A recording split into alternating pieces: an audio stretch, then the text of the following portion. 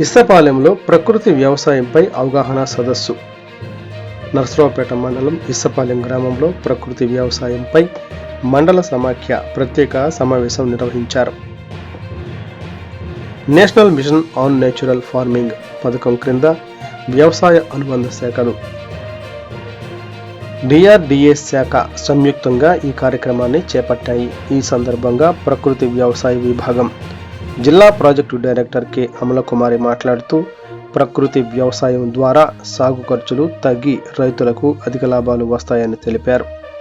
మట్టి సారం పెరగడంతో పాటు ఆరోగ్యకరమైన ఆహార ఉత్పత్తి సాధ్యమవుతుందని వివరించారు. ఎన్ఎంఎన్ఎఫ్ పథకం ద్వారా రైతులకు అందుతున్న ప్రభుత్వ ప్రోత్సాహకాలు, సబ్సిడీలు, శిక్షణ కార్యక్రమాలపై అవగాహన కల్పించారు. డిఆర్డిఏ పీడీ ఝాన్సీ లక్ష్మి మాట్లాడుతూ, ప్రకృతి వ్యవసాయం రైతుల ఆదాయాన్ని పెంచడంతో పాటు పర్యావరణ పరిరక్షణకు దోహదపడుతుందని అన్నారు.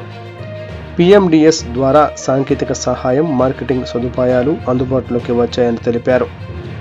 ప్లాస్టిక్ వినియోగాన్ని తగ్గించి సహజ పదార్థాలతో ప్లేట్లు, ఉపయోగ వస్తువులు తయారు చేయడం ద్వారా ఉపాధి అవకాశాలు కల్పించవచ్చునని సూచించారు. ఈ కార్యక్రమంలో ప్రకృతి వ్యవసాయంలోని 9 సారస్వతక సూత్రాలపై రైతులకు అవగాహన కల్పించారు. ప్రత్యేకంగా డ్వాక్రా మహిళలు స్వయం సహాయక సంఘాల ద్వారా ప్రకృతి వ్యవసాయాన్ని స్వీకరించి విలువ ఆధారిత ఉత్పత్తులతో ఆర్థిక స్వావలంబన సాధించాలని పిలుపునిచ్చారు. ఈ సందర్భంగా రైతులకు రబీ డ్రై సోయింగ్ కిట్లు ఉచిత పంపిణీ చేశారు. పల్నాడు జిల్లా ఏరువాక కోఆర్డినేటర్ డాక్టర్ నగేష్, ప్రధాన శాస్త్రవేత్త డాక్టర్ బి సత్యగోపాల్ రైతులకు నూనె గింజలు, మిరప, వరి, ప్రత్తి, టమాటా తదితర పంటలపై సాంకేతిక సలహాలు అందించారు. ఈ కార్యక్రమంలో నర్సరావుపేట మండల వ్యవసాయ అధికారి ఐ శాంతి, ప్రకృతి వ్యవసాయ సిబ్బంది, వ్యవసాయ అధికారులు, మహిళా రైతులు పాల్గొన్నారు.